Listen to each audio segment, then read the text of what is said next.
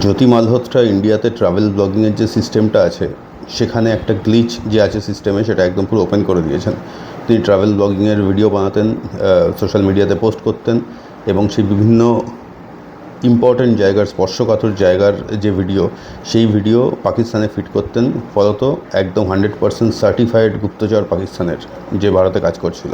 তাহলে কি travel blogging এবারে ব্যান হয়ে যাবে? এই বিষয়টা ডিসকাস করার আগে এই মুহূর্তে ট্রাভেল ব্লগিংয়ের কী অবস্থা সেটা চলুন একটু জেনে নিই। সারা ভারতের কথা বলে লাভ নেই, প্রচুর ট্রাভেল ব্লগার আছে। আমি যদি পশ্চিমবঙ্গের কথা বলি, আমরা কিছু চ্যানেল বহুদিন দেখতে দেখতে অভ্যস্ত হয়ে গেছি।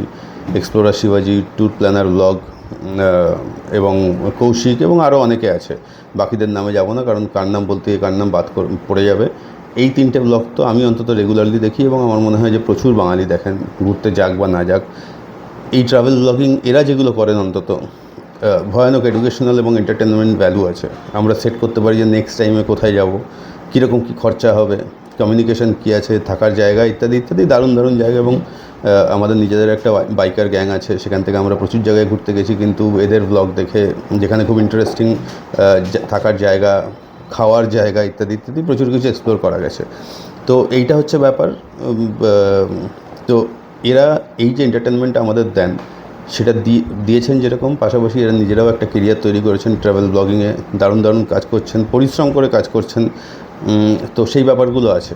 তো প্রচুর মানুষ কিন্তু এই মুহূর্তে ট্রাভেল ব্লগিং করে তাদের যে ব্রেড অ্যান্ড বাটার সেটা আর্ন করছেন, হ্যান্ডসামলি আর্ন করছেন, খুব ভালো ভালো কেরিয়ার করেছেন, অ্যান্ড রাইটলি সো। যদি ট্রাভেল ব্লগিংটা এখন ব্যান হয় তাহলে কিন্তু এদের একটা জীবনযাত্রার উপরে ভয়ানক প্রশ্নচিহ্ন উঠে যাবে আর কি।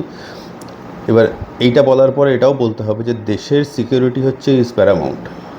কোনো কিছুর বদলেই তো ভারতের সিকিউরিটির সঙ্গে কোনো কম্প্রোমাইজ করা যায় না। তাহলে এবার ট্রাভেল ব্লগিংয়ে কী হবে? আমার ব্যক্তিগতভাবে যেটা মনে হয়, ট্রাভেল ব্লগিং ব্যান করা একেবারেই উচিত নয়। যদিও এই প্রশ্নটা উঠেছে, প্রচুর ইউটিউবার নিজেরাও প্রশ্ন করছেন, প্রচুর যারা ট্রাভেল ব্লগার তারাও কিন্তু প্রশ্ন করছেন, যে প্রশ্ন তুলেছেন, আত্মসমালোচনার মুখে নিজেদের দাঁড় করিয়েছেন যে কোথাও কি একটা সীমার রেখা থাকা উচিত। আমার ব্যক্তিগতভাবে সেইটাই মনে হয় যে ট্রাভেল ব্লগিং ব্যান করাটা হয়তো একেবারেই সলিউশন নয়, কারণ প্রচুর মানুষ এই কাজটা করেন এবং তার থেকে অনেক বেশি মানুষ এই কাজগুলো দেখেন, দেখে কিন্তু এন্টারটেনড হন। এডুকেশনাল ভ্যালু আছে, যেরকম আমি প্রথমেই বলেছিলাম। কিন্তু ট্রাভেল ব্লগিংয়ে কোথাও একটা হয়তো সার্টেন রেস্ট্রিকশনস আনার সময় এসে গেছে মনে হয়।